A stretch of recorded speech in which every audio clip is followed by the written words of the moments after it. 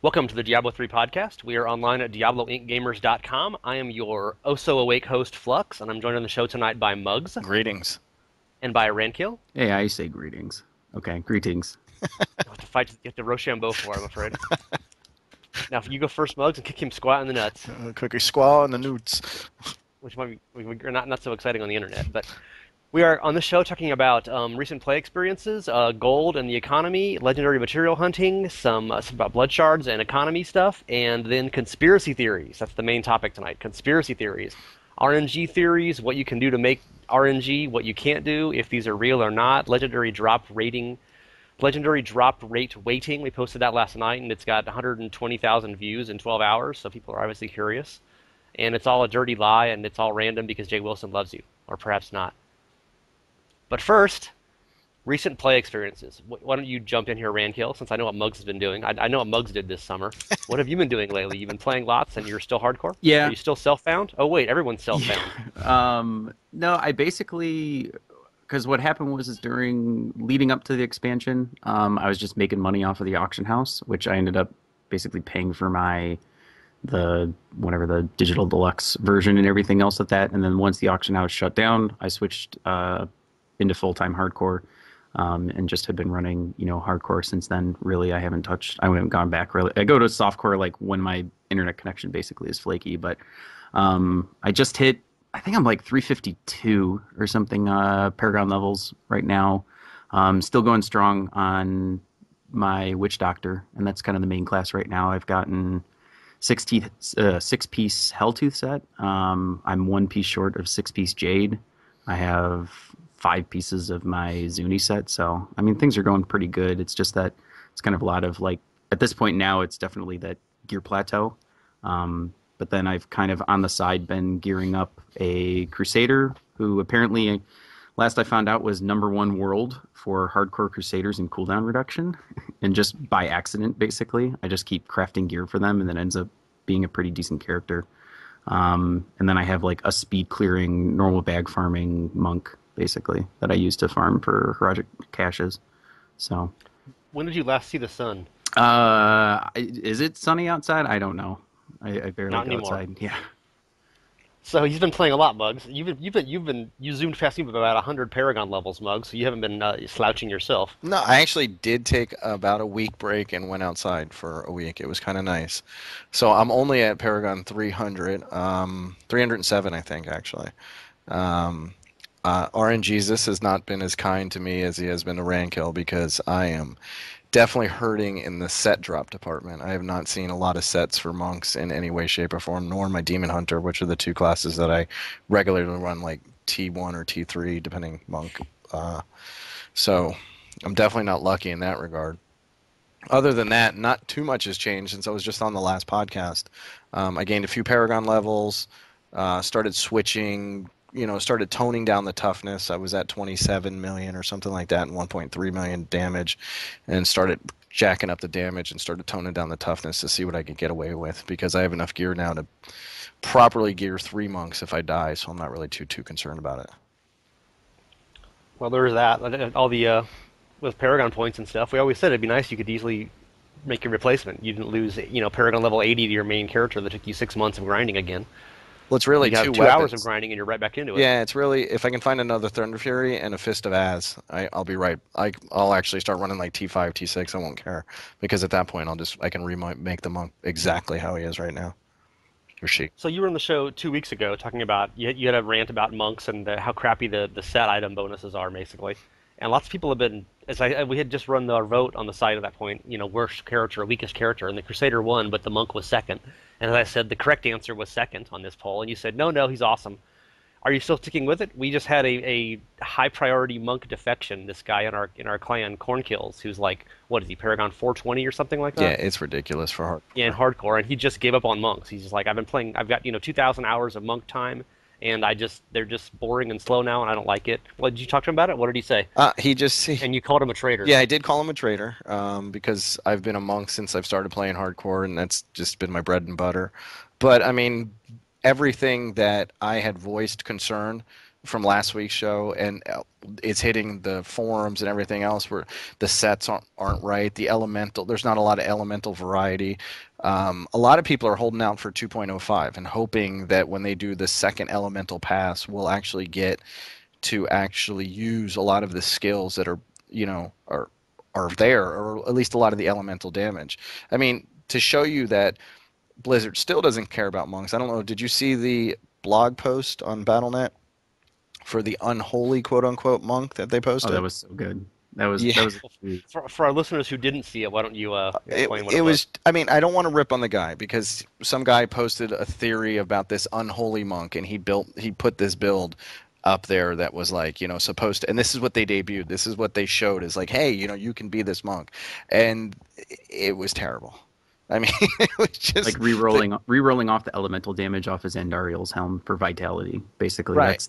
that'll put you into Hmm. a thought process of That's a everything curious else. choice. Yeah, Yeah, no, it's just a bad. I mean, he's using Fist of Thunder. I mean, I could probably pull it up, and it was just a bad build, and it made no sense, and it definitely wasn't even Torment viable. Not that running Torment 1 is a difficult thing at all, but I don't even think this build could run Torment.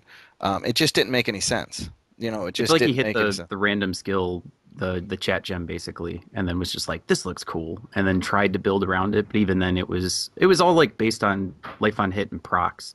But basically, he was using the worst generator for proc coefficients, and even I think there were only Yeah, like two things that were procking or something. So it was like I don't know. it just it It was didn't make any strange. sense.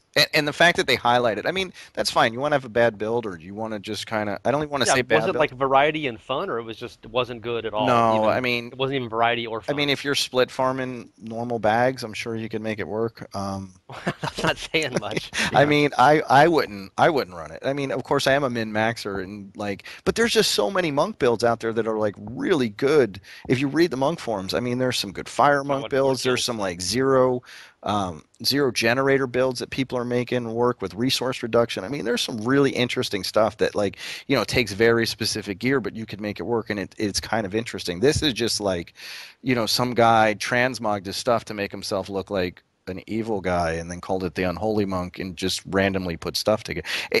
The fact that they showcased it, it's not the build that's bad, it's the fact that they said, hey, check this out. Yeah, Just like shows that they're not paying that was the attention. best that they had of the submissions of the people that put into it though, which Well, is where were you guys? You've played 5,000 hours well, in ROS. Where was your now build? that I see that that's the type of caliber of things that they're having on it, I might actually suggest some things. But I mean, I kind of the thing is that like I guess in that situation, like the guy's whole entire because it's not just his character because they link to his profile and they've got all this other stuff. So everyone is sitting there nitpicking every little choice of like gear selection and what enchants that he does and all this other stuff. And like for example, like I mean now we're talking about monks. Like my monk is specifically geared to farm normal bags. It's a Tempest Rush with cooldown reduction. It basically has a permanent the Fire Epiphany. So I'm like attacking everything on screen with Warzechian arm guards, and I'm a damn rocket ship like flying around. I mean I can when we're doing split farmings, like I'm doing two or three when everybody else does one basically. And like the build is fun, but I have like an intelligence Warzechian arm guards on my guy because I found him on my witch doctor and I rolled fire damage on him. It's like there's a few little pieces that aren't really perfect, and if I submitted something like that, I'm sure people would be like, "Your ring is garbage," or your Rochelle's ring of larceny is garbage, and it's like, it is, but it works for me for what I have, and it's not even my main class, but it's like the build I think is cool, but I just don't have like the perfect gear set that I feel to actually showcase it. And that's kind of the thing is like this guy had, Apparently, that's not an issue though. yeah, No, it's and apparently that's the not thing. at It's like all. apparently they don't care that if your gear isn't actually like to the perfection of what it is to showcase it as an actual like build and Well, here's the but not stats that only you should have. there's other people. I mean, one of the probably the better theory crafters in Diablo 3, Druin. I mean, you might have heard of him. He's one of the MVPs on the forum. He's a monk player. He's like a religious monk player. He plays with some really good. Ha ha ha. Yeah, yeah, But yeah.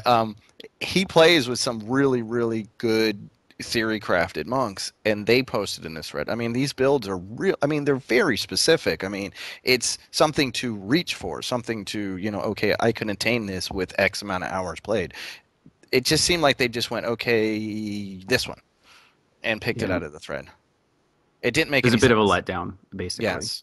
the Yeah. whole this And whole like after, Theorycrafting Thursday, like I thought it was going to be some like in-depth, theory crafting, not just, oh, we'll pick this one, it looks cool.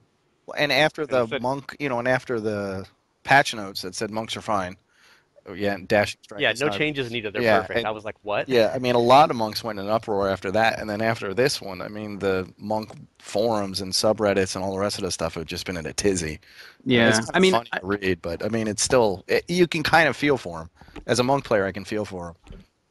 yeah, I mean, I feel bad about the monk thing. I mean, on that, and especially, I mean, the wording that they did say it wasn't it that they were like they felt they were in a good place right now. It's not that they necessarily said they were perfect, but they just felt like at the time they didn't need to do any changes to them, and then they basically buffed every other class to make monks look terrible. So it was kind of like a hey, Yeah, it's. but I mean, a lot of us, like I said, we're holding out for 2.05. yeah, And if I'm I had even a hoping out for that too. and So if I had $1 for every time I said, well, I'm holding out for the next patch, maybe they'll fix it. yeah, I'd have a You could lot. buy a coffee at Starbucks. Yeah, I think I'd have a few more than that. But yeah, so I mean, we're holding out for that, and I'm hoping that we're going to see some changes. I'm not expecting any changes to the sets whatsoever until the ladders come out, which we could probably segue into later. But So I played Monk. That was my main in Diablo 3 for quite a while. I'm in hardcore, right? I think my highest was Paragon 81 or 82, who died eventually on a disconnect. I did the whole. I've been working on the computer all day in Photoshop and stuff. I'll just play an hour of Diablo 3 before I go to bed, and hit the first waypoint in the Festering Woods, and I'm like, why is nothing moving? Why is nothing moving? Oh, now I'm dead. So that was fun. But I haven't played a monk since the beta. I played a bunch of monk in Reaper of Souls beta, and I was like, I just don't like. It just feels slow. It feels awkward. I don't like the way they've changed the skills. I don't think there's anything new that's been added that's awesome. And dashing I have strike yet to is play one. amazing. I have yet to play one in live. So, That and you could from play what with I it just hear, for dashing strike. I mean, it's the most fun skill in the game, if movement skill. Like second, maybe to vault. I mean, you can maybe say, okay, vault and dashing strike are pretty even, but I think dashing strike's better because I can clear gaps. the one thing that I see with monks though is that kind of in a way it's like monks are almost in a way, or crusaders are really like a reskinned monk because they operate on the same resource and the same kind of like generation spender type issues. The only thing is that like monks have a lot more mobility basically out of it, but it's, I mean, kind of when you look at the comparisons between the two, they're very similar classes in what they are and what they're struggling with right now. And like a lot of it comes down monks to have beards and paladins yeah. don't though. And But both the females have blonde hair though, so that's close. yeah, it's just, but I don't know. It to me it feels, it is just kind of a. I mean, because I do play with some guys who play with monks, and a lot of them too have abandoned their monks because it's just kind of like it just felt like all they were doing was being Cyclone Strike guys and using like exploding palm basically because that was like the biggest damaging things that they could, and they were very like narrow focused into what they could do, but there wasn't. It didn't feel like they could kind of branch out beyond, kind of these more or less like still cookie cutter builds with them. Like there Yeah, wasn't as much of a diversity that came out of them as much as every other class was able to, or at least certain kind of off spec builds, like with witch doctors with pets, and even more so in the last patch. Getting critical hit damage on pets like exploded us basically for being, very powerful pet classes now. And it was something that like everyone's always wanted a witch doctor to be. So yeah. I mean, monks are they're fine. T1, T2, T3, they're perfectly fine. T4, they start to slow down. They really need a group. T5 and T6, you just really, if you're not in a group with other players, you're just not viable. You can't solo those in a way, difficulties. You can tank them. that kind of is every class though, but I think it's more that there's only a very narrow amount of builds that actually work in like T5, T6. I And run with a couple. I mean, you were just talking about witch doctors. I come run with a couple pet doctors, and I mean, after the changes where they got their, what's it, the Star Metal Kukri and yeah, the no, I wish Taskers I and had that. Theo and what's the helm, the Mask of Mask of Jerem. Jerem, Yeah, Jerem, I don't know. yeah, that thing.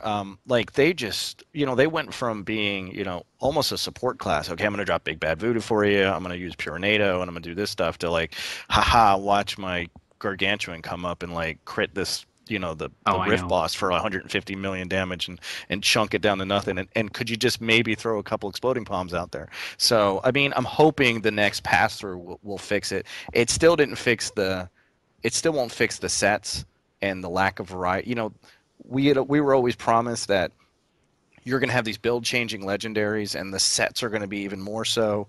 And once you get this one set, you're going to experiment. But if you look at the sets for monks, Inna's is pretty good. I mean, the 4 pieces is a pretty good set bonus. The other 2 sets are and I've said this before, it's the monkey set, which is based on two-handers, which nobody in the right mind is going to use because two-handers are awful. And then there's the Rainment of 1,000 Storms, which the 4-piece bonus is 15% lightning damage, which is terrible. I mean, I can get that on regular bracers. And then the other one, the 6-piece, was definitely built around Fists of Thunder, in my opinion, because it's every time you teleport, you do 100% weapon damage as lightning to everything within 10 yards. If Fists of Thunder was still a viable generator, it would probably be cool because it would just add all this extra AoE damage, and we just do a ton of AoE damage anyway. But since we don't have anything like that, it's completely useless. Maybe Epiphany too, because that was the new, the new shiny when they were designing. Yeah, but it's it only properly. every time you teleport, so that means the mob would have to. I mean, Fists of Thunder basically teleports you on every third hit. Yeah. Epiphany doesn't. Well, when they debuted Epiphany, like in the first, like at BlizzCon in the panel, it's like, oh, you can teleport from every target you're hitting. It's like, well, that's great if you're on a screen that's full of trash mobs that are all 10 yards apart. Right, you know? exactly.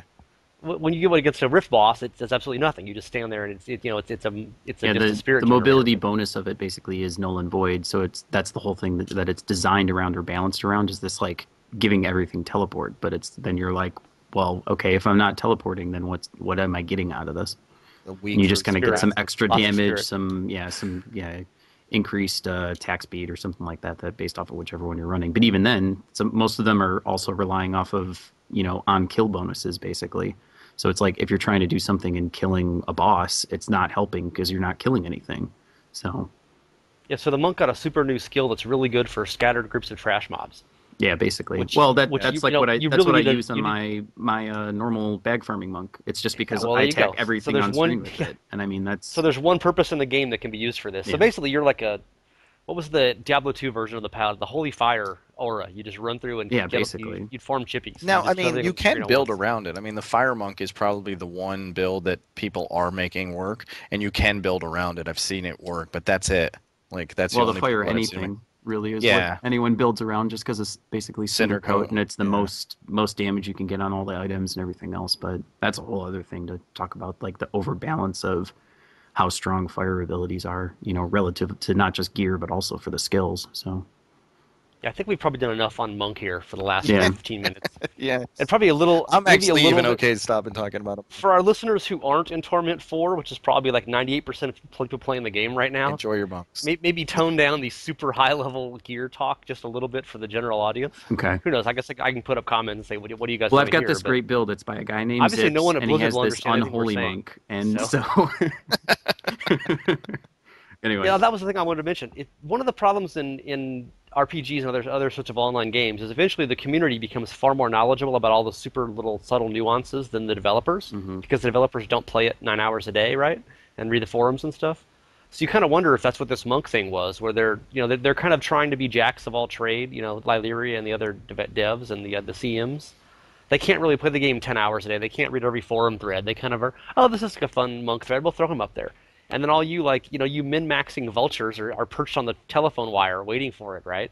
Ah, this isn't perfect build, blah, blah, blah. I feel like But you could if just look at if you some were top some total streams and noob, see this. You could see the information of like what builds people are running or what's the most popular things to run for But if you're a certain total classes. noob, that this So if you're a theory total craft is noob not and you just- helping you. Yeah. So if you're a total noob and you see this theory crafting thing and it looks like a cool monk and he's undead, is that going to encourage you to play the monk some?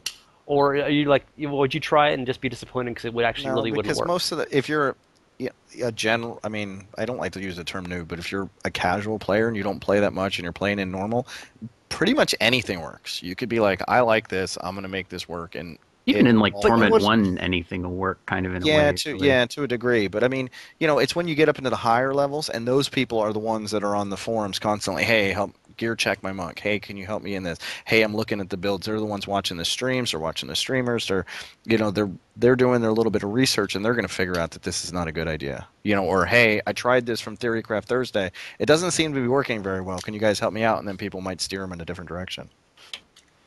Yeah, but I think you might be looking at a little more specialized level of nuance than the general forum goers. And I mean, obviously Blizzard has stats on how many people are playing Torment 1 versus Torment 6 versus normal, etc. Right? Yeah, and I'm Is sure this Jay it's still Wilson's a pretty- grandmother again that we're talking about? Yeah, I think it was Wyatt Chang's grandmother. Oh, okay. Or Bashjak's mom. I forget one of the two. Okay. One of them died to the zombies outside of Tristram at one point, so they had to nerf everything because of that.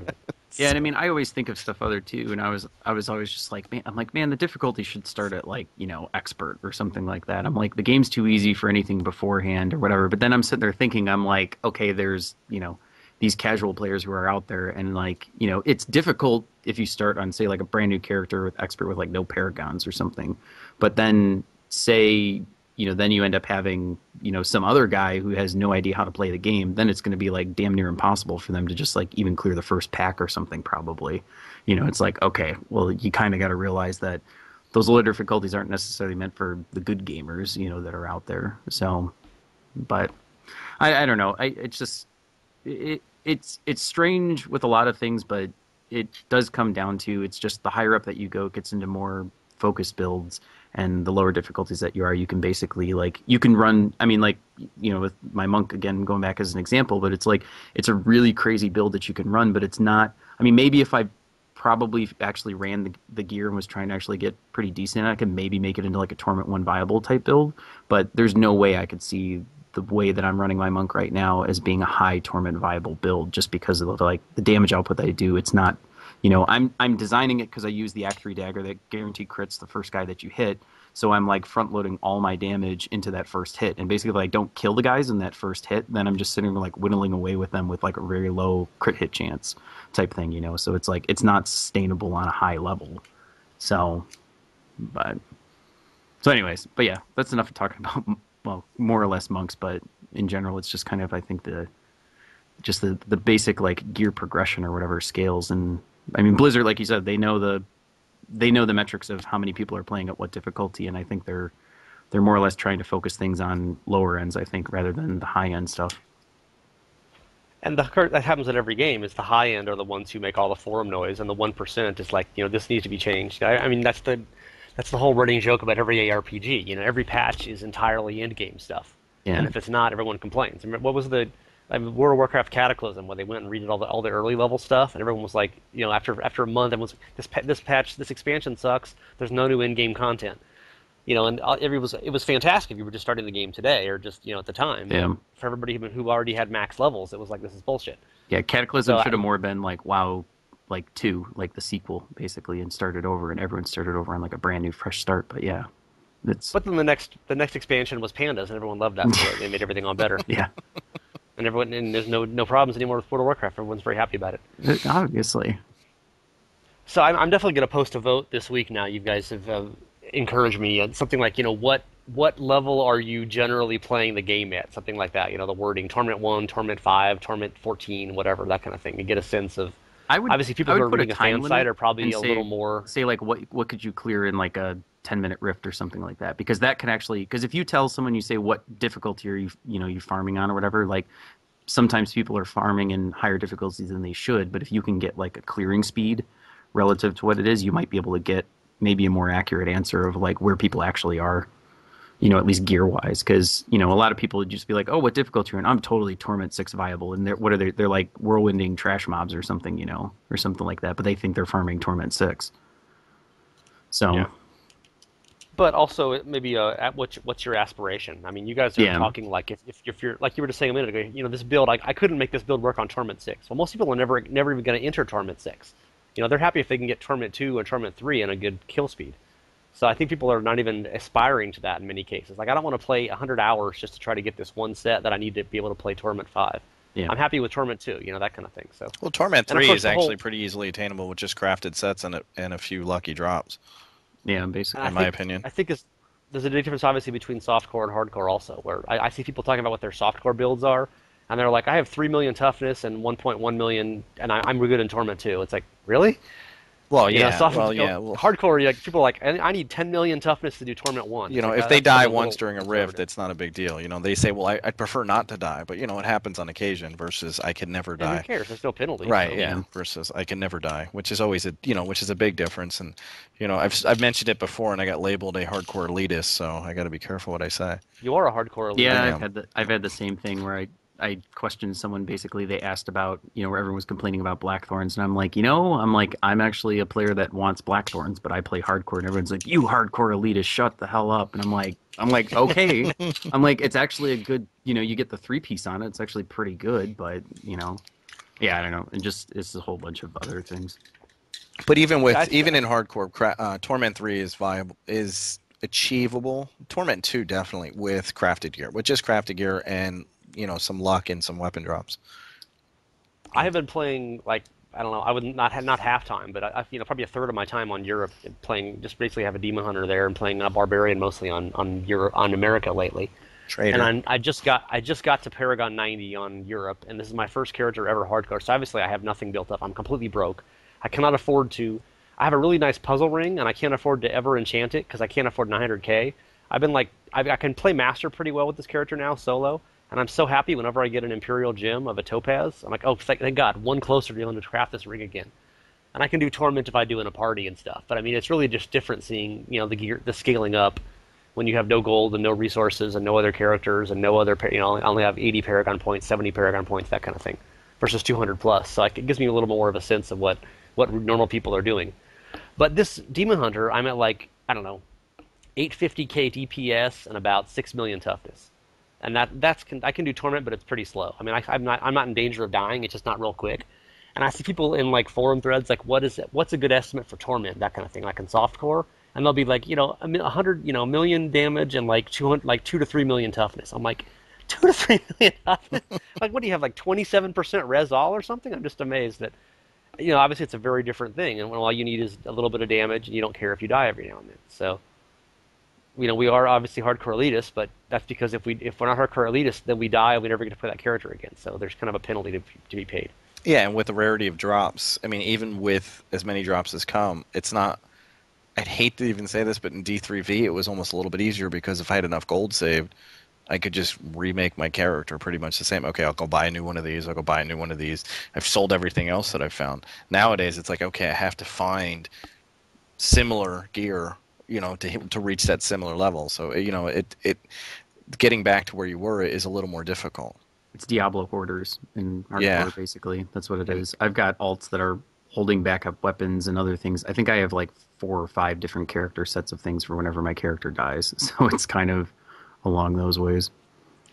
I was going to ask you guys a question about the torment gear check and needing to play kind of the system we have now in Diablo 3 version 2 and Reaper of Souls is you really are supposed to get the torment because that's where you can finally start to get the torment-only gear and get keys and stuff. Whereas in Diablo 3 vanilla, you could just be on MP1. You never had to go above MP1 to get all the good stuff. Obviously, your drop rates increased on higher levels, but wondering what you guys thought about needing to play in torment. But you both are so geared up now. You're doing T3, T4. Obviously, that's not even really an issue. But I know many people who are casual play, like Ellie is just struggling to get in torment. She doesn't play that much. She works on the wiki and the website a lot, and she can kind of survive in torment, but she dies a lot with softcore. And she's like, I don't think she really likes that she has to go to torment to have a chance at the better legendaries. Well, And I wonder how the more casual players feel about it's that. even a lot of the stuff like talking about before, we're saying that with crafted sets of gear and a bunch of other things, you can actually push yourself into torment. And there were actually before when I was making that quest towards progression, I was sitting there thinking about a lot of different pieces of gear, and I more or less basically had these gear sets that were built up where it was actually would be like higher torment viable gear or like builds and stuff like that, but they didn't have any torment specific pieces of armor on. It's like there's still a lot of very good gear that you can get, but shown by the recent blog post that you have with a lot of things, though. I mean, stuff like Wanda Woe, Star Metal, those things are very low drop rates for what they are, but you can get those in a normal game. It's not that you need to be in the high difficulty for them, but I guess it's to the point of maybe for the balances of those percentages of finding those kind of more build defining items, like should they be more obtainable even in a lower difficulty, just because, or even just in any difficulty, to help basically lower players kind of make that jump sooner, because then they don't feel like it's talking about like back into original Inferno, like people were saying that you needed to be in order to clear the next like Act 2, you needed Act 2 gear, but you couldn't even kill anything in Act 2. So it was like, how are you able to beat that? And then that's where everybody turned to the auction house. And I don't know if it's maybe just people are thinking with an auction house mentality of thinking like they used to be able to just go to the auction house and gear up their character to progress themselves forward. But now it's more that like you have to earn the gear and do this progression to build yourself up. And I mean, it's something that I saw when I was playing Self-Found. And so I was more or less just ready for it. But I think it might be that people are still kind of have that auction house mentality. I mean, I don't mind that you need to start, that the gear starts in Torment, and I can tell everybody out there who's not running Torment, there's a lot of us who are running Torment and still not seeing the gear that we want. So it doesn't get much better. And you can, like I said, the crafted gear, the crafted sets in this game are phenomenal. I mean, Yeah. especially for hardcore players. I mean, Oghilds, Ashiras, Borns, and Canes are on a majority of Captain the Crimson's players. too is a pretty good one too. Yeah, and Captain Crimson. I don't have Captain Crimson's, believe it or not. That's the only one I don't have. So those sets are actually really good, and you can. It's easy to farm the mats. I mean, relatively. Um, it's not a difficult thing to do. You can craft the gear. It's not extremely expensive to craft the gear anymore. You don't need, flawless royals like you need it in the early part of beta or when the game was released. So it's not that big of a deal. I mean, you're gonna find these gears, and trust me, when you do find a set and it's horrible, there's no bigger disappointment in the world either. But that's another thing entirely. But I don't have a problem with it having a tiered loot system at all. I think too is Well, that not when you're in T4. well, I Well, think I a lot mean, of it. Well, I was just gonna say I think it's also that a lot of how people were looking is more just like pure sheet DPS, pure toughness. And there's a lot of those like hidden behind things of where you have like now people are looking at like Oghild set because you get melee and damage or melee and range reduction, and you get elite damage reduction and elite bonus damage and this elemental damage. These are things that like don't show well on your character sheet. So a lot of people are just looking at these numbers, and they might be building up like no mitigation for their toughness, and it's all just hit points because it shows a huge number, but they're trying to still grasp of like how their character is dying. It's like if you kind of build, if you're building your character right, but it's one of those like you got to learn your mistakes in a way of like what it is of like, okay, why am I taking damage or whatever, and kind of like take back and sit. But I think a lot of people might just be like rushing into just get the biggest numbers and try and push forward, and if that doesn't And work, the other thing is, I mean, those of us are in T3 and T4. We put our hours in. We just put them in over a shorter amount of time. I mean, we yeah. still put the same amount of hours that the average person is going to put in. We just put it in a smaller time frame. So we did it in a month where they might do it in 3, 4, 6 months, but it's still the same amount of hours. So, it still seems like there's pretty much a set progression. And it also feels like the game kind of moves in chunks versus like a smooth progression where you kind of go, okay, I can do this now. Oh, I just got this new piece of gear. I can suddenly jump up and do, new stuff and more and better stuff. And it just, the torment, hitting Torment 1, to me now doesn't seem very difficult. But I remember when I was in beta, I was happy to get into Torment 1, and I was able to get Torment 1 with well-rolled rares, because I knew how to spec it. And then I'm like, okay, well, now I want to get to the next level. Okay, now I'm starting to get, sets, and I'm starting to get this. But I mean, I'm wearing 2 pieces of my set, so everything else I'm wearing is crafted or rare drops. I mean, legendary drops that can drop anywhere else in the game.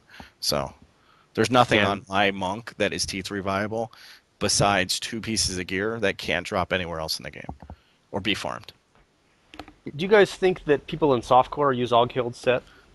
I think people who don't know, high torments they do. I know for sure. the 2 set bonus for people who haven't used it is reduces damage from ranged attacks and melee attacks by 7%, and the 3 pieces it reduces damage from elites by 15% and increases damage against elites by 15%. And as you say, none of that shows up on your DPS, and really doesn't even show up on your. I don't think I that think shows up some in of your it toughness. It shows up in your toughness. Yeah. It does show up in your toughness.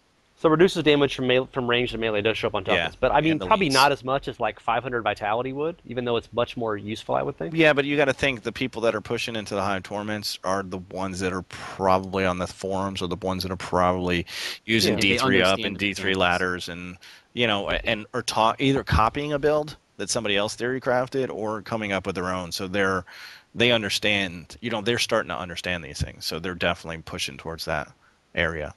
A second question on Oghild set: how much do you hate the Matriarch's bones now? Well, I got a pretty decent way of Are farming. you just like again? Yeah, the best way that we found to do it is, I've got a mobile server that me and a couple friends sit on, and we just make games, and when somebody gets it, we all join their game and we go farm it. The So way the how Matriarch's I do bands. it is a little different actually. Everybody joins the same game. Everybody just splits up and goes into the different crypts because there's only 3 of them. And then basically if you find a jar of souls, quit the game because it's not going to, it's either a 50-50 on jar of souls or Matriarch's bones.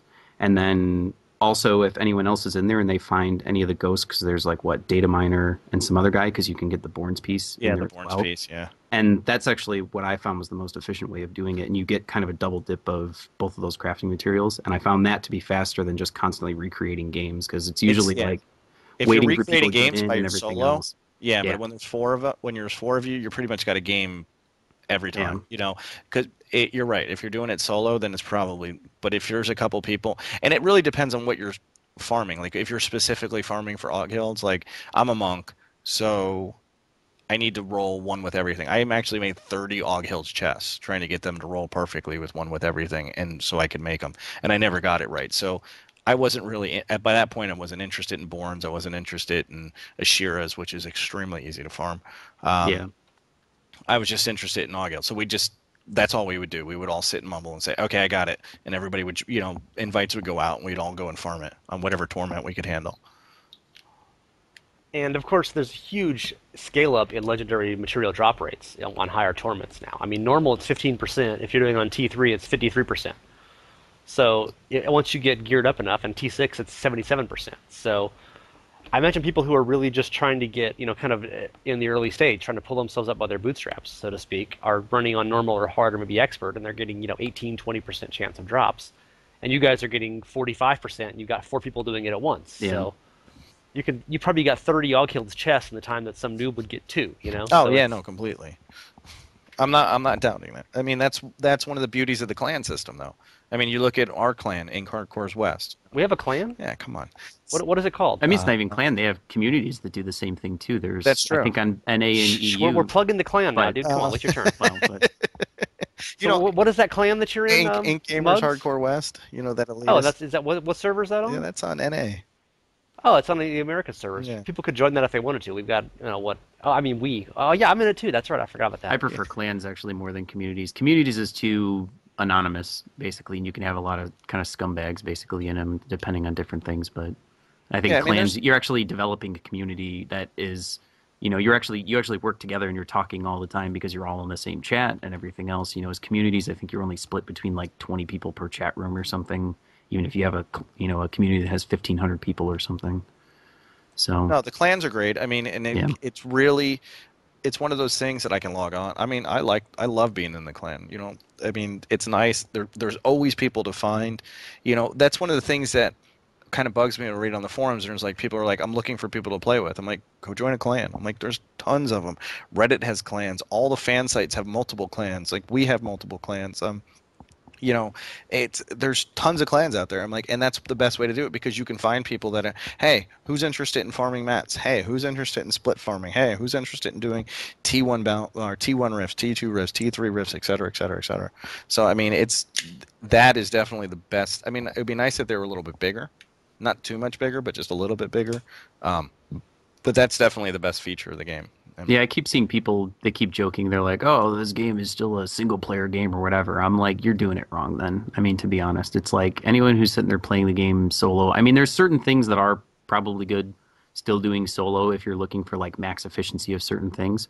But for the most part, I mean, playing in groups and playing, with friends, clanmates, community members, whatever, that's the best way to play the game right now.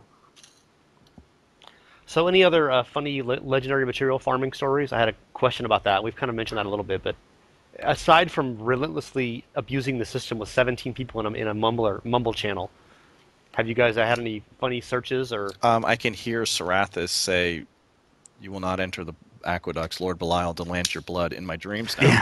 Besides, Yeah, And which one does he drop, and what is it that good is for? for the Ashira is. set. Yeah. That's the Iron Wolf something, the blood, no, Iron Wolf something. I can't remember what it's called, but he Iron Wolf's drops it for the Doctrine? Ashira set. Yeah, the Iron Wolf doctrine. Yeah, he's Yeah. Sarathis, the snake outside of the aqueducts in Daglar Oasis. And Luckily, he's always there every game, He's so always he's one of there, the and easier you ones can to actually find. checkpoint him in story mode. So you can just go right to the aqueducts and pop out, kill him, remake the game, pop out, kill him. So even if you're doing it in normal, you can farm him enough to make that set extremely easy. and if you're lucky enough to have a lightning immune amulet like I do, I did it on T6, even though I wasn't even in any other shape or form I couldn't have been able to do it on T6, but it was just like, oh, this guy's not doing any damage to me. This is funny. And then I'm just watching my fetishes just poke his eyes out, or rather his shins. But I've pulled one too many a champ pack from the other side of the bridge to risk. yeah, you got to be real. You got to just stand on the stairs and just kind of pull them to you. You can't go further anymore. But yeah, I mean, for the most part, I mean, there's definitely some. I think some wizards. There's a cold sword or something. I think that you can try and craft. I've heard people, moaning about that and how hard it is because it's like, or the ones that are just like super rare spawns that aren't bounties, or some other ones that you got to find some other. Griswolds has got to be one of the hardest. Griswold scribblings, which only drop from bookshelves. Yeah. I've heard people rage, nonstop about wanting to get that, especially in the beginning. Yeah, I mean it's.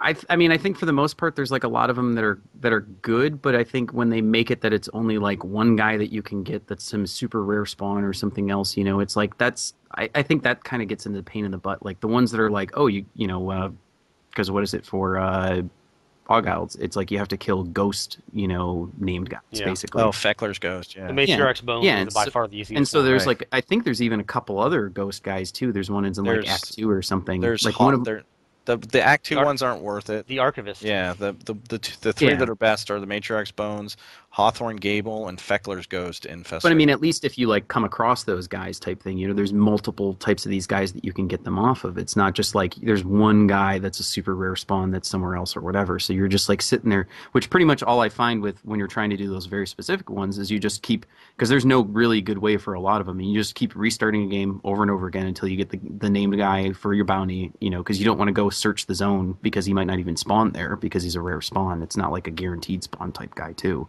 So and he doesn't have a flashing dot on the map to show you where he is. Exactly. And I mean those ones, I think those are very frustrating, and I do dislike doing those, and almost to the point that like it makes me not want to craft those things because I'm just like, this material is too hard for me to craft. I don't care. I mean, unless the set or whatever it is that you're crafting is just like amazing. But yeah, for the most part, it's like you kind of go for the low hanging ones, and thankfully the Borns, Captain Crimsons, Ogilds, and I don't know, whatever, some other stuff too. Like I've been making Sunders or whatever, which is just going to like the Hell Rift in Act 4 to get that one guy, the Quaking Vial. There's another one that makes like a fire hammer, which you just do the quest mode to get Zolnkuhl's head, because the guy, once you pick up his head, the guy that spawns is the guy that you need to kill. So it's like, it's going to be there every single time. It's kind of like, those things are the ones that I like doing. But, and thankfully it's been put on like the better sets, but they haven't made one of these like, like I couldn't imagine if Ogilds was something where you had to, find that one guy that was in the middle of the oasis that randomly would spawn and never was a bounty or something. So like every time you wanted to find that piece, you had to clear the entire zone or something. It's like, that would just be, I'd just shoot myself in the head at that point, or at least do something else. Yeah. Yeah, it's interesting that the power and the utility and the value of the sets is so varied, and the materials you need to get them are so varied in their ability to find them or not. And there's some of them that it's like, there's one that makes like a legendary Diablo, the two-handed monk staff. Like no one's ever farmed this. No one will ever care about this. I have a whole bunch of materials for them, but yeah, I'm never going to make it. And how many adventurer's journals do you have? It's like, oh great, Pinder's gloves again. Who cares? Yeah. And there's other ones that you just hunt and farm endlessly for. I mean, I've done so many runs through the little, the cellars on the way to Old Tristram, because that's the only place you can get the shimmering quill with any potential of it. In the cellars for those, you get the purple quill rat basically. And there's one that can spawn in like the keep level 2 in Act 3, but it's never a bounty, so you would never know it's there. You would just happen to find it by some miracle. I haven't found that one, but other ones you just run through the cellars endlessly trying to make this shimmering quill, because you need that to make one of the bows. Or is it the quiver? I forget. But anyway, it's on my Demon Hunter. I should know better. But there's some. Do you guys think there should be super rare ones? I mean, like torment-only ones. There's some weird purple that only appears once in a while on Torment and higher. I mean, and it's never a bounty.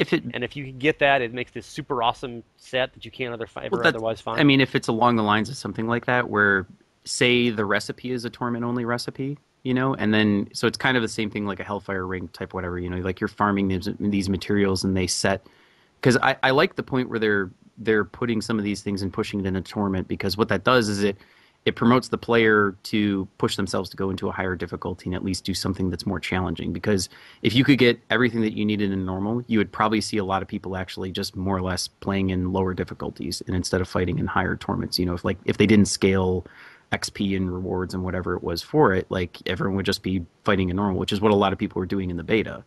And so, Says the man with a monk built entirely for normal. well, that's just for bag farm players for Oh, now. it's details then.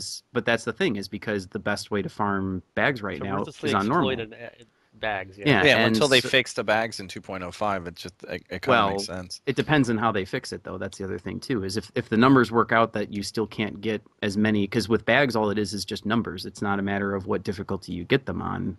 I guess it's going to increase It's gonna be. it's going to increase the magic find chance of them. But it's like, but that's the thing is like right now, it's just a matter of quantity. So you just need to try and clear as many as you can as fast as you can.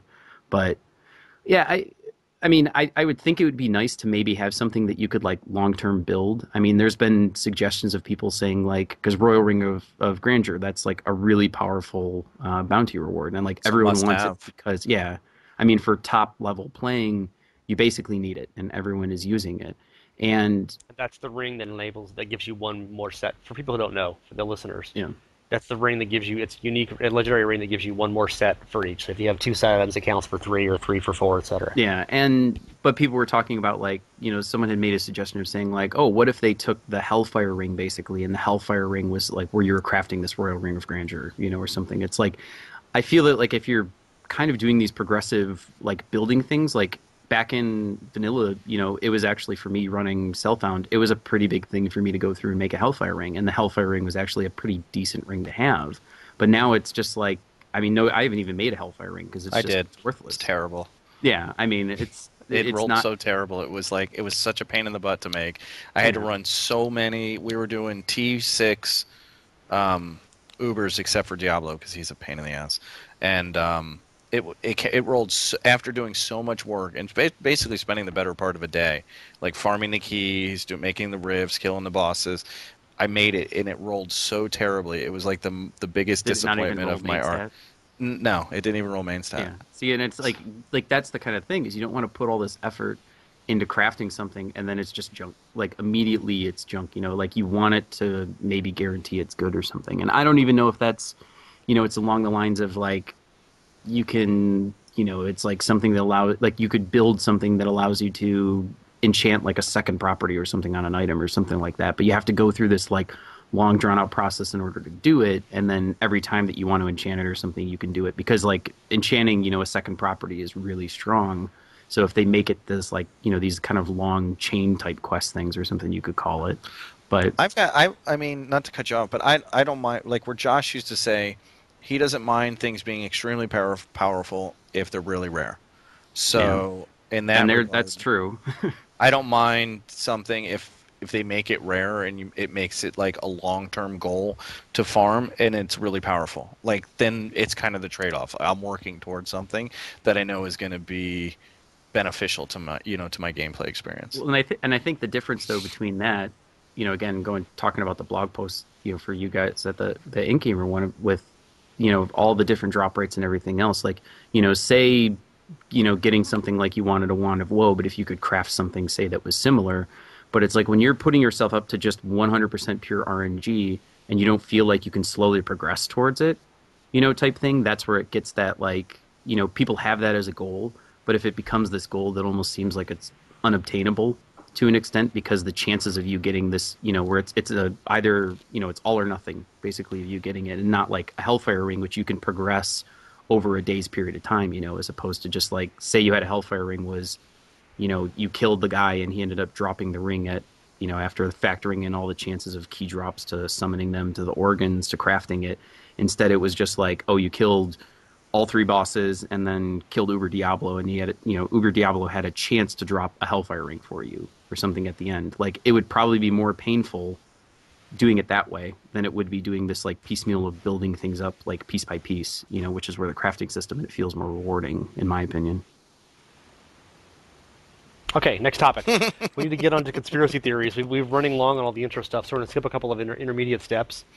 Conspiracy theories. I'll show you guys with a couple of easy ones. You can just say yes or no or short answers, and then we'll get into some of the more detailed stuff. No. All of them. Rifts. If you find a conduit shrine in a rift, does it immediately cut the density of monsters in the rift by at least 50%? Yes or no? No. False, because it's 100%. Yeah, exactly.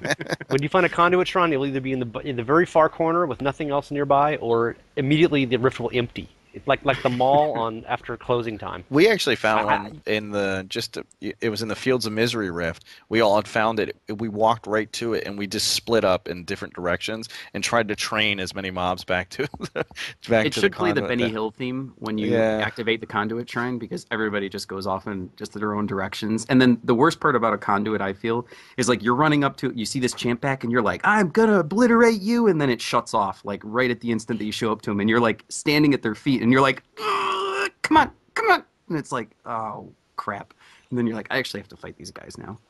But have you ever died with a conduit shrine, or you have to use? Sometimes if you're above your difficulty, you have to actually punch stuff and use skills at the same time. we've had some sketchy ones set up. Like I mean we do stuff too. Like we're pulling like two champ packs at the same time, and we're popping nemesis bracers to bring in a third champ pack. Like we just don't care because we just figure it, to us it makes it more fun for us, and it's like kind of in those situations type thing. But I don't know, we're a bit crazy when we play. Like we're like the aggressive hardcore players, and a lot of us have died. I thankfully haven't, but that's because of the witch doctor Jesus. So I thank Spirit Vessel every day, several You times a will day. soon, someday. Yeah, one day I won't think it as much, but I have enough gear I think to basically rebuild my character back up to what I am anyway. On my Demon Hunter on Europe, I recently, well, probably a couple weeks ago, I got a conduit shrine, and she was really, poorly geared at the time, and I was racing through, 1,000 miles an hour, and I hit a boss with horde and reflex damage and conduit shrine, and I would have died if I hadn't hit a potion. It was like, oh my god, lightning, and I got, reflex damage used to be a thing, and now it's like you don't even notice it. Like, oh, they're spiky, that's cute.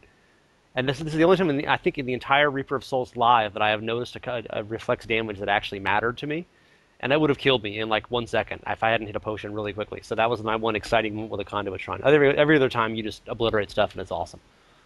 Okay, conspiracy theory number 2, also about rifts. If you're in a hurry and have only one game to play in a rift, you are guaranteed to get a completely depopulated Panda Fortress level in the first level or two. Yes or no? False because it's all levels. It's every level. Yeah, I'm gonna go false on that one too. But yeah, I mean that's not one of those. That's a very bad tinfoil hat.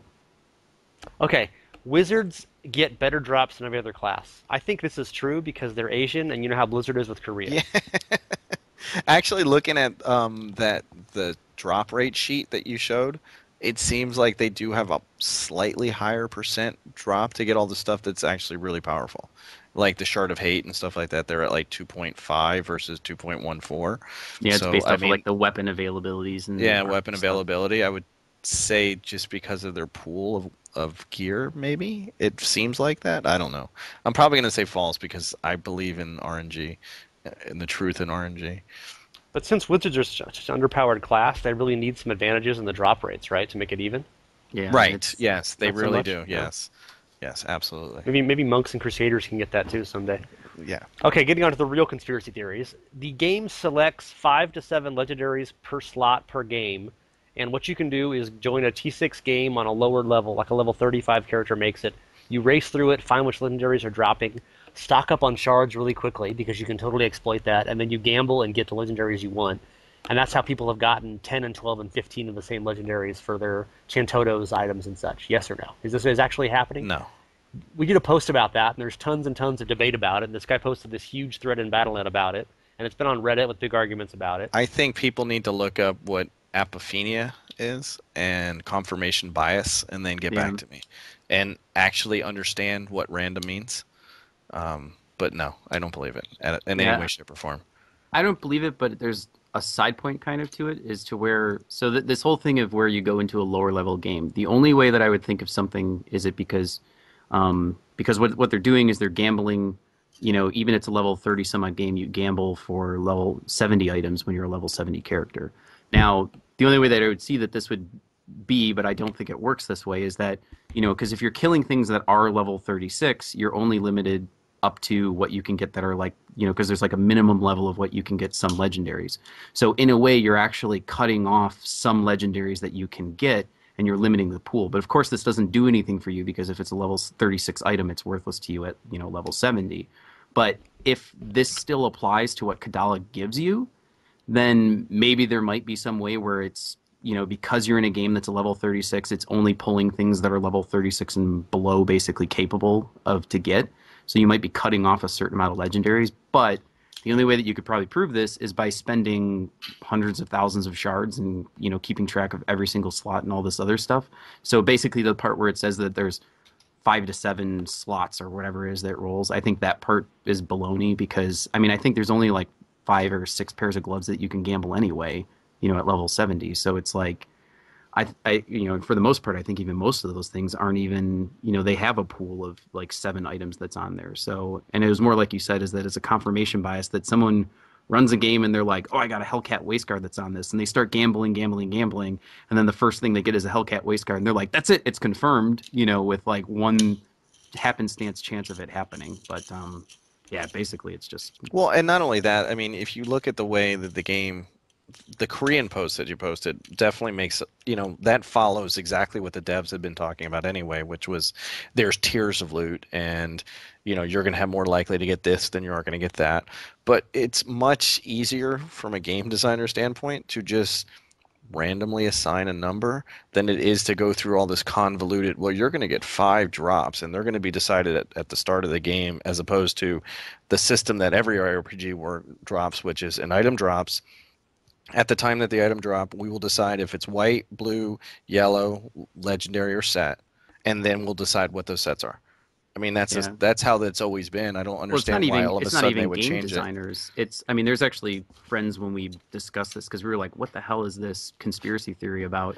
And they're software engineers. And they said, you know what? It's like in practice, in industry, if you basically came up to your boss with an idea like this, they would just slap you in the face practically and be like, no, we're not making a complicated system like that. There's no reason to. Well, and the devs have come out and said it. I mean, if you listen to the dev interviews, the playtests, I mean, there was a lot of good information in those playtests, and they basically spelled a lot of that stuff out for you. And during beta, they kind of, if you paid attention during beta, they kind of said, okay, this is how it's happening. And previously in D2 and in WoW, they had said, this is how we're going to do it. And then all of a sudden, people come up with these fanciful, ideas of, oh, no, it's really like this. And I think people just want to believe that there's a system, because if there's a system, then you can work the system. And if you can work the system, they feel like they can make it's not so RNG and it works in their favor. That's the only thing I can actually think of. It was like a guy who I knew who said he found a way to guaranteed win, or at least increase his chances of winning scratch-off tickets. No joke. So it's kind of that's probably what a lot of people are doing the same thing. They're trying to find a way to cheat a system that they can't even cheat, basically, by just looking for some random, there's random coincidences, and then they're saying that believing it is fact. There actually was a way to cheat random scratch-off tickets in lottery. It's very systemically run. Well, if you look on Google or Wikipedia, it was a big one in Canada. Well, this is more like he scratches the one on the right lots corner. Of different ones at the start. He scratches off some corner in the right, and he does one thing, and if it's this, then goes to the lower left corner. It's like he knows which thing. I don't know. It's like, there might be patterns of ways that they have for the winners or whatever, but it's not going to increase your chances of winning. For what it is, whatever order that you scratch off the numbers or something. It's not like it materializes the ticket underneath the scratch off. Well, the lottery ticket thing was you could choose which rows to scratch, and based on which numbers they were. Basically, it was just flawed RNG in the flawed random number generation in the lottery system. Well, it's like cheat that. What's the guy on Press Your Luck? If you actually want to watch something about that, it's an amazing thing. Is a guy how he cheated or found a way to cheat out Press Your Luck. That's an amazing program to watch, but I won't go into because it would always do the whammy like after a certain sequence, yep. And you could memorize it and avoid ever hitting a whammy. I remember really seeing that. But the whole thing with the RNG cheating is that games have errors in item generation and code. I quoted a number of those in one of the posts that were in Diablo 1 and Diablo 2. Right. For a long time in Diablo 2, you could use packet sniffers and determine if there was going to be a unique item available to gamble this time. And you could cheat that, and you could find ways. And then people invent these religions and these superstitions. Oh, if you run around the shrine 3 times counterclockwise and then kill the boss, it'll drop something better. That are not real. That are bullshit. But they are generated in large extent because there are things that are real, and people do find exploits and ways to cheat stuff. And Blizzard is constantly patching these things. We've had a number of these things in the game itself, in Diablo 3 as well, where it was like, okay, this can't be real. Oh, wait, it actually is real. Oh, then I patched it, and I didn't know about it when it was happening. And obviously that's the kind of thing that It's like if witchcraft actually worked. I mean, humans have obviously always had witchcraft. People have all these little rituals, and they wear their lucky, Joe Montana jersey when the Niners are going to play because otherwise they'll miss the field goal and lose the game. Otherwise, that kind of thing. But sometimes that stuff actually does work in video games, and you can see why people get so obsessed about it and invent conspiracy theories. But then, of course, it's how do you separate the one thing that actually is real from the 500 things that are just bullshit and invented? I just gamble. I mean, I just right click and then I just get either happy or upset, mostly upset.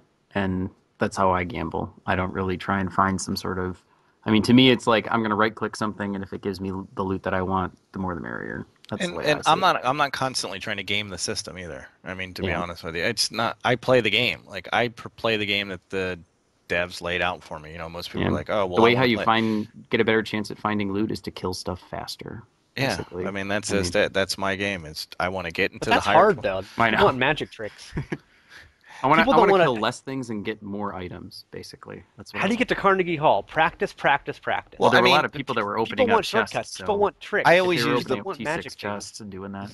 the one time. I mean, Titan Quest. Okay, I downloaded a mule program for Titan Quest. I immediately saw that I could generate my own items in Titan Quest. So I generated my own items. I continued playing Titan Quest for all of 15 minutes. So at that point, the Yeah. game doesn't become fun. So I mean, for me, it's like, okay, you can cheat your way to the best gear in the game. At which point, I don't want to play the game anymore because I have the best gear, and I've lost the carrot. So you take away the carrot, it kind of defeats the whole purpose of playing. Yeah. Hmm. I have no reason to log on anymore. Yeah. So That's what I often point out in these news posts. Like when you have cheat codes in games, they get really boring really quickly. And people basically want cheat codes to some extent. I mean, most people use map hack in okay, I don't know, most people. Many people use map hack in Diablo 2. And we don't have that in Diablo 3 because they've changed the way the client server stuff works. But people like to be able to take shortcuts. I've been asking this in forum chat sometimes and in the clan chat. If you could trade a passive slot for essentially what was map hack, it would point you immediately to the bounty or to the target you wanted and show you where the bosses and the shrines were. Would you trade a passive slot for that in Diablo 3 if it was an actual they already legitimate do that skill? anyway. I mean, there's a little GPS ping. You get close enough, it's like Yeah, ping, go here there's this the way. we feel Yeah, sorry for well, you. Yeah. Dogger Oasis or something like that. You can roam that place for a while sometimes. Yeah, but then you miss like I mean, for me, I've got a Thunder Fury, so my little Thunder Fury procs like break all the breakables around, and there's no better feeling than like you see a Thunder Fury proc, the little lightning shoots off, and it hits that little pile of bones, and hey, a legendary pops out. So I mean, you wouldn't get that otherwise if you were just zoom. I mean, if you wanted to be as efficient as possible, but the game is still designed around killing mobs to get loot. Like that is the whole point of the game. So I mean, even if you're just going for bounties, sure. But in a rift, having map hack is going to make zero difference whatsoever because you still have to kill. I think it's 450 mobs before you get the rift boss. So it doesn't matter where I go. I still have to clear the map and find the mobs and kill the mobs to get going to the next area. And that's the area that they want you to be playing the most anyway because that seems the one that they put the biggest carrot into. So you guys, then again, you both have also played 1,000 hours of Reaper of Souls in the last month. So you wonder if people who are playing an hour a day that want to be able to compete with someone who plays more time and they want magic tricks and they want RNG and they want conspiracy theories. Well, but this is the kind of thing. It's like why, I mean, to a level of, it's like okay, I like playing street hockey, but it doesn't mean that I want to go jump into an NHL game and fight, and play against NHL guys and win against them. It's like there's a difference of levels and things like that. I mean, it's not like I'm gonna, it's more that I think those people, which is more or less when the console came out, it was that instant gratification because they greatly increased the drop rates and all this other stuff that they had for them, and that catered towards the console crowd. But I think there's a lot of console mentality people that are playing on the PC and they want to have that. I want to play for 2 hours a week, but I want to have the same gear as someone who put in hundreds, or if not even thousands of hours or whatever on a character, and it's like it's like I don't know what to say, but I'm sorry, that's just not possible. So Another thing is the RNG of Diablo 3. Like a game like World of Warcraft, you know that if you run X boss, that's where you'll get this item, and eventually you'll get it if you just keep doing him. No, that's not And that's true. kind of the case. I Well, that's ran kind of the enough case in stuff in raids and like running AQ40, and I never got that stupid sword to drop that dropped off the guy. So yeah, I I never don't. got Death Sting off of Cthulhu, so I was pretty sad about that. Yeah, so But you do know the only guy in the game who can drop item X is this guy. Yeah. Whereas in right. Diablo 3, it's just total chaos and people might get something anywhere. And I think that kind of leads to the Well, I'd like people in hoping for shortcuts and hoping for Yeah, ways to there's only trick and one cheat. guy It's that'll just, drop it, and he only has one chance to drop it once a week. So I mean, yeah, you but I really think in increase the D2 they chances of had never getting it.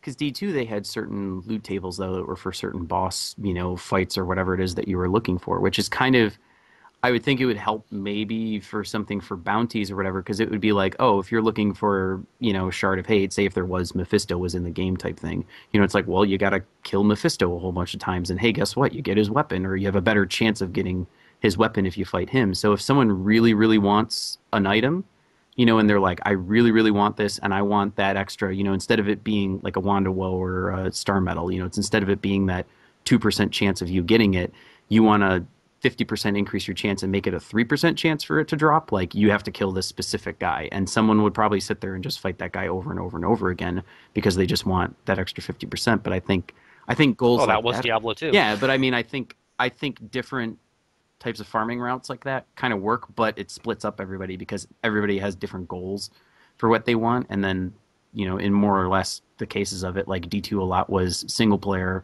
and then the only group play that you did was, bail runs that were led by a bot 99% of the time anyway. So,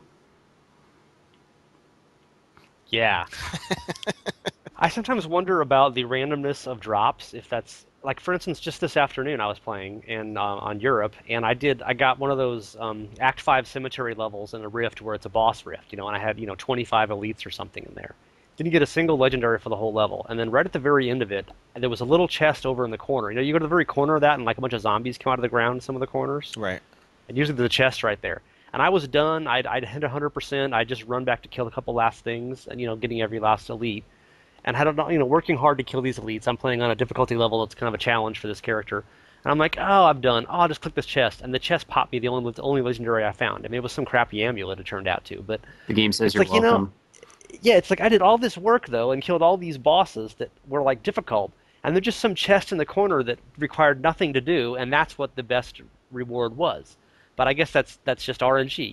You love it or you leave it, Well, right? Well, that's chests have been known to have high drop rates because in the beginning everybody was doing T6 chest farming, and Hmm. so that's I mean kind of in a way but it's not necessarily RNG. It's just that has a better chance, but it still uses RNG, which is a random number generator. It's just that you have a higher chance of getting something, say from a chest or whatever, than it is, and it's also it gets into that confirmation bias. It's like okay, well the last thing that you do in a thing, you remember those moments and they're memorable moments. So you always remember, for the most part, the bad things. You don't remember like, oh, it was the best this one time where I killed this guy and overturned this rock and then I got, my shard of hate basically from that or something. And it's like, no, you'll remember the 800 times that you opened up a chest that was at the end of a rift run and it popped out, some amulet that was a forgotten soul. And so, So basically, it's astrology, or you're talking to the dead, or astral projection, or whatever. yeah. I mean, It's yeah, stuff that unless you doesn't. actually People just find remember the one a thing, tr and you say, "Oh, this it must be true because this happened." It's unless you cold reading. find that true little piece of RNG, um, that true exploit, excuse me. Unless you find that true exploit, which I'm sure there are ones out there, it's all just, voodoo magic as far as I'm concerned, and not the good Yeah. kind. Well, I just told you three of them. And you said they were all fake. So, Yeah, but see, I'm you're gonna. just project. That's how you've actually gotten your gear. You just have to say it's fake, so the noobs who listen to this won't Yeah. get any tips. I The know there's a conspiracy lot of theory around the conspiracy theory. I like this. Exactly. there's a lot of streamers that have some things they're like, oh, I better go off stream and do my patented farming method because I don't want it to get nerfed. It's because, it's just like they just happen to see some things and some patterns that they form or whatever of, whatever it is. But I mean, for the most part, it's like I said, you want more items, kill more stuff, open more chests, whatever. I mean, that's just what you do, and do it in rifts because you get twice as much as anything else. I mean, that's kind of really that's what it is, and that's what people should be focusing on, not some sort of cheat the system type thing. You guys are good. I almost believe you when you say that. I know you've been cheating the system to get your T4 gear, but you won't tell anyone about that. You want to know Oh, what the cheat the we system just play is? normal. We just kill lots of stuff. It's just RNG. Who can say it? Wink, wink, nudge, nudge. The cheat the system is play 8 to 10 hours a day sometimes. So that's Exactly. get minimal amounts of sleep, get yourself sick, which is actually what I've been sick for the past week, I think, because of how much I've been playing this game and how little sleep I've been getting. So I think it finally started catching up to me. But yeah, it's just it's time. It's time investment that you put in, and I mean that's the way that I look at it with like a And star even map that's was. not a guarantee. Yeah, and it's I just look at it as I'm like, you know what? Eventually, I will see the things that I want, but I'm gonna make do with the gear that they give me, and in a way, I theory craft of what I have with the gear that's available to me, and not necessarily like because when you set yourself of this, oh, I'm gonna get a 2% drop whatever item set, of this, and every single item I have is gonna be this best in slot whatever. Like you're setting yourself up for failure because you're putting the goalposts, like you're setting them up that you just can't kick that field goal. Basically, it's you're trying to kick it from the other team's end zone, basically to get that field goal. Whereas it's like set your goals a little closer, and as you're periodically getting those goals, you're just like, oh, this is cool. I got for me, it's like I need to make an Augouts chest because I got a Zuni's offhand or whatever to shift around some gear. But it's like that's all it's going to be is that's my next goal, and it's a pretty easy and obtainable goal. But yeah, and RNG is a cruel mistress many, many times. Like my friend has found 7 Stone of Jordans. I've yet to find one, but then I have like 9 Royal Rings on his too. So I guess it kind of evens out. Okay, so our advice to people is just to play more. Yeah. No, it's Play not more, play. get It's friends, play enjoy it. more. Drink more Malto-Meal. That's Enjoy our the game serum currently. message for the Don't day. plan yourself too far ahead from what you think Make a you're supposed Vegemite to do. sandwich and play the Yeah, game. You'll be fine. yeah. Okay, we've hit our time limit. Any last thoughts? We've had lots of last thoughts. Yeah, I mean, tons of last thoughts. I could go on another tirade, but I choose not to. Um, I'm just no. waiting for the next patch just to see if Yeah, they're doing 2.05 is class all I'm really waiting balances. for. I mean, there's a lot of stuff. I mean that they're putting in. There's a lot of things that are in the pipeline. That's coming out. Tiered I mean, riffs. yeah. I mean, kind of in a way. I mean, honestly, I'm to the point to where we're at a very, it's like I know that it's more the goals that I'm actually reaching at too. Like I do have some short-term goals, but there's still very, very long-term goals for a lot of things for my character progression at this point, and that's after putting, hundreds of hours into my character. So, but it's very much where it's slowing down and plateauing. But that's where I kind of see as a ladder as being like a refresh to that is that, and I also want to start over like a completely new class, like aside from a witch doctor or whatever. I might play a crusader A or monk. Oh wait, not a I monk. don't know. I honestly I might even play a monk because just to do something different. And a lot of times I see, and, it's like with people complaining about crusaders. Like, I mean, I like my crusader. Yeah, it might not be a torment viable, but I have every single piece I think that's on my crusader is crafted with the exception for a string of ears that I found and a ring and a jacking board that I gambled, and everything else is crafted on that character, and I'm basically torment 3 viable with it on hardcore. So it's kind of one of those things of like, you need to find gear. You don't even need to find gear. You can just craft gear, basically, to an extent. So So you see other people who say the Crusader can't be played and isn't good, and you just say, I want to make one just to show them that it can because I'm better than them. well, it's kind of a thing. Is like Just say I won't. yes. Well, yes, and I See, that wasn't so hard, was it? no, You admitted it. with my Crusader, I think my Crusader's awesome, and especially when I get an empowered shrine, I'm like ridiculously unstoppable for 10 minutes. But and it'll be the same way if I get the 6 piece of the concept, but I don't have that right now or whatever it is, or Akarat set or whatever it's called.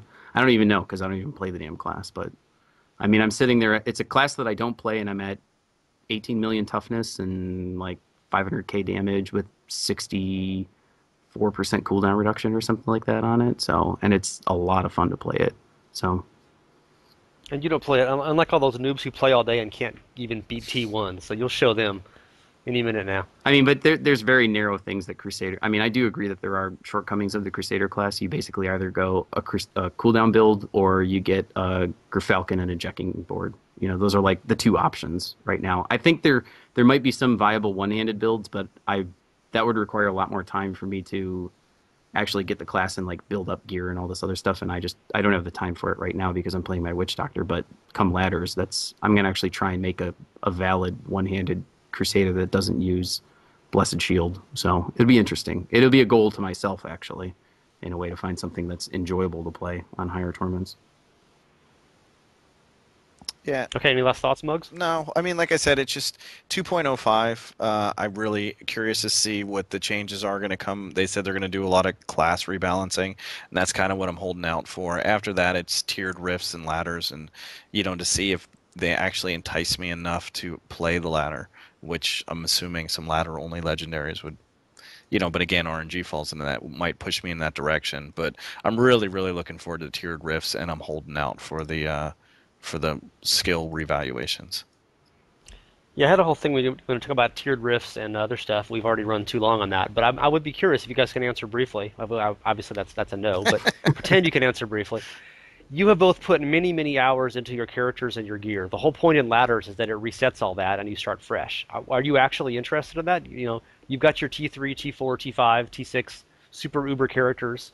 If the ladders come up, you're starting from scratch with nothing, and you're not playing your current awesome characters. Is that really an appealing to you? It's like the game's coming out again all over again. It It is to me. depends. Yeah, I mean, for me, it really.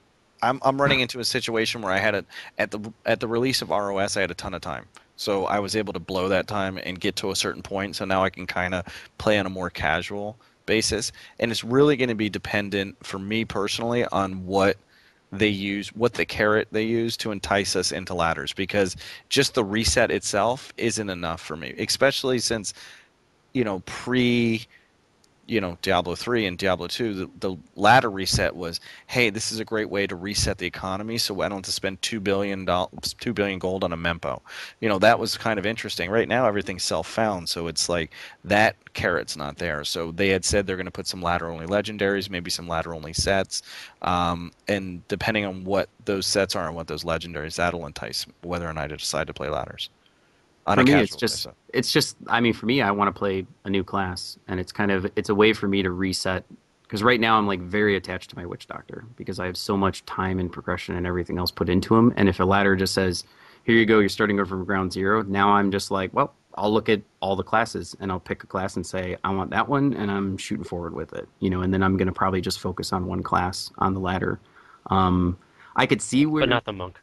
I might do the monk. I mean, No, but no one plays monks. No, it's not done. Not even well, Mugs. the patch that's going to come out is going to be before ladders, so who knows? Monks might be this like their second coming of Jesus, but um, I can see where people with like people always say, oh, it was all about the economy, but I see that more as like a greed type thing because it's like think if D3 started out, it's like okay, then 1,000,000 gold was going to be $50, for 1,000,000 gold. Like of course everybody would love that because it's easier for you to make a profit off of it.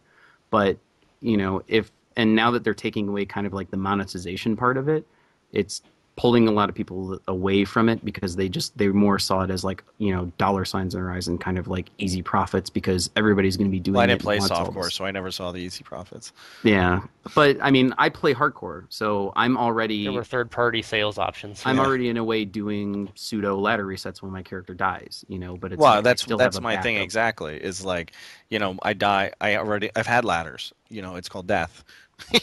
Yeah.